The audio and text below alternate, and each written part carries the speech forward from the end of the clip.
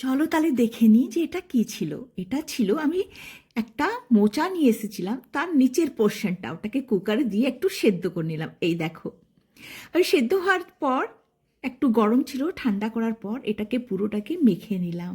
তাহলে বুঝতে পেরেছো, আজকে তোমরা ওটাকে বাঁধাকপি বানিয়ে দিলে।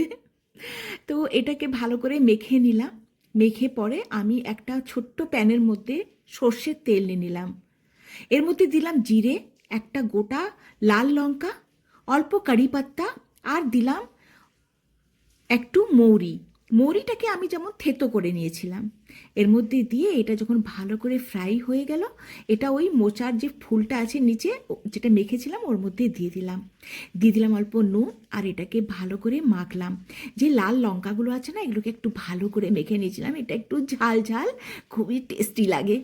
ভাত দিয়ে খাও, গরম ভাত দিয়ে, আর কিচ্ছু দরকার পড়বে না। অবশ্যই বানিও, আর বানিয়ে দেখো কতটা টেস্টি হয় এটা। তাহলে বানাচ্ছ তো তোমরা?